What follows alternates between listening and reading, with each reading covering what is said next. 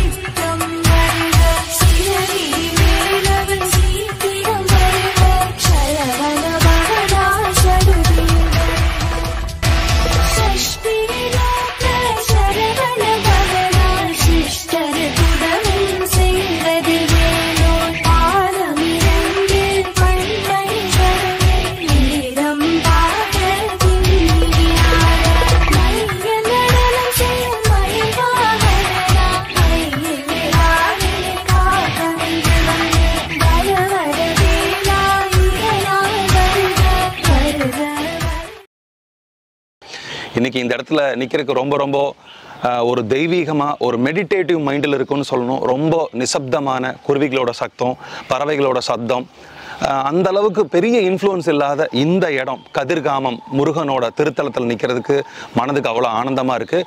இப்போ நான் இந்த திருக்கோயிலோட பின்னாடி பக்கம் இருக்கிறேன். நீங்கள் பார்க்க முடியும், இந்த பக்கம் ஒரு பெரிய ஒரு மரம் இருக்குது. இந்த மரத்துக்கு பின்பகுதின்னு சொல்லலாம், கோயிலோட பின்பகுதின்னு சொல்லலாம்.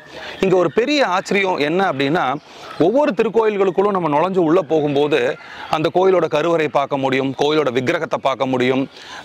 அங்கே பிரகார மண்டபம், முன்னாடி இஷ்ட தெய்வங்கள், காவல் தெய்வங்கள், அந்த மாதிரி நிறைய விஷயங்களை பார்க்க முடியும்.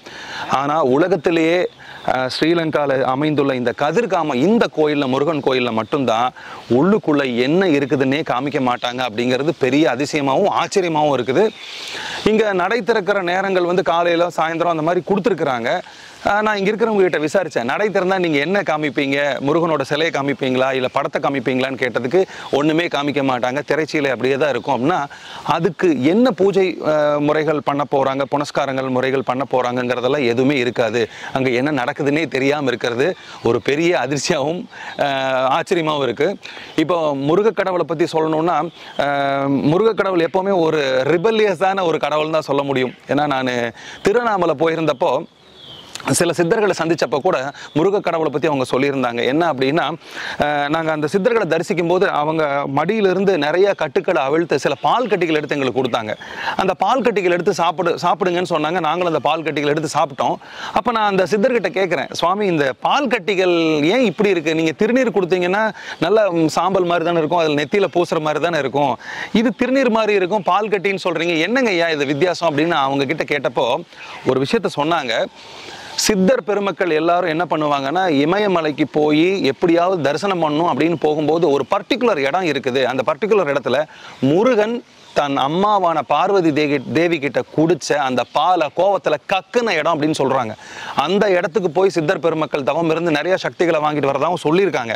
உண்மையாக பொய்யா அது நடக்குதா இல்லையான்லாம் தெரியாது. ஆனால் முருகப்பெருமன் ஏன் அப்போ கோவப்பட்டார் அப்படின்னா, உங்கள் கதையெல்லாம் தெரியும். இந்த ஞான பழத்துக்காக அப்போ கோவப்பட்டு அவர் ஹிமாலயத்துக்கு வந்து தன்னோட அம்மா மேலே கோவச்சுக்கிட்டு கக்குன பால் கட்டிகள் தான் அது. அதை வந்து ஒரு ஞான பொக்கிஷமாக எடுத்துகிட்டு வந்து சித்தர்கள் வந்து வச்சு முடிஞ்சு வச்சுருப்பாங்க.